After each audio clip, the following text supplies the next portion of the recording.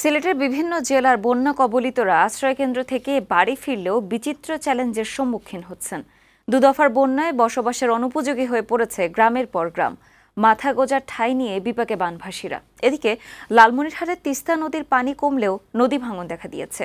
এতে নদী তীরবর্তী কয়েক উপজেলার ফসলি জমি, বসতভিটা সহ বিভিন্ন স্থাপনা বিলীন হয়ে যাচ্ছে। সংবাদদাতাদের পাঠানো তথ্যচিত্রে লামিয়া আক্তারের প্রতিবেদন। দুদফা বন্যায় সিলেটের নদী তীরবর্তী গ্রামের বাসিন্দারা সর্বস্ব হারিয়েছেন। উজান থেকে নেমে আসা পাহাড়ি ঢলের তীব্র স্রোতে বাড়িঘর ভেসে গেছে। আশ্রয়কেন্দ্র থেকে ফিরে বসবাসের অনুপযোগী বাড়িঘর দেখেই কপালে চিন্তার ভাঁজ বানভাসীদের। বাড়িঘর মেরামত করে মাথা গোজার ঠাঁই তৈরি করতে দিনরাত কাজ করছেন তারা। প্রত্যেক বছর আইলে আমরা লাগি একটা গজবায় বন্যায় না একটা গজবায় অনেক পানি আসছিল, আমগুর ঘরের ভিতরে আসছিল আডু পানি। আর আমরা মানুষের বাড়িতে গেছিলাম, আইসা দেখি বাড়ি ঘর ঢেউ ভাঙে নিছে পানিয়ে।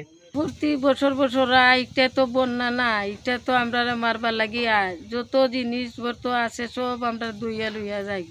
বন্যা কবলিতদের মানসিক ও শারীরিকভাবে দীর্ঘমেয়াদী সংকটের মুখোমুখি হবার আশঙ্কা স্বাস্থ্য বিশেষজ্ঞদের। তাদের মতে এই অবস্থা থেকে উত্তরণে বন্যা কবলিতদের দোরগোড়ায় স্বাস্থ্যসেবা পৌঁছে দেওয়া জরুরি। সার্বিক বিবেচনা আমার কাছে এটি মনে হয় যে এই সময়টায় আমাদের জন্য একটি জরুরি প্রয়োজন হচ্ছে যে স্বাস্থ্যসেবাকে মানুষের দোরগোড়ায় নিয়ে যাওয়া।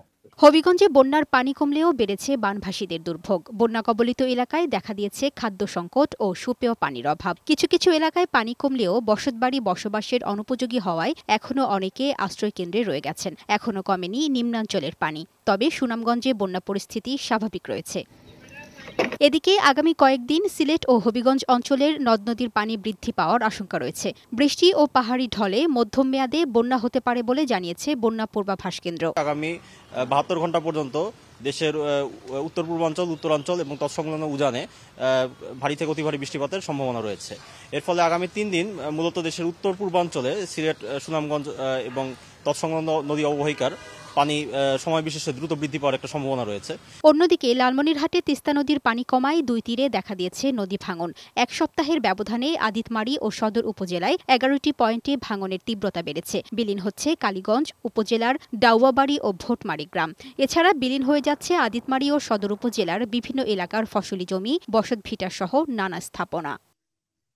ডেস্ক রিপোর্ট, বৈশাখী সংবাদ।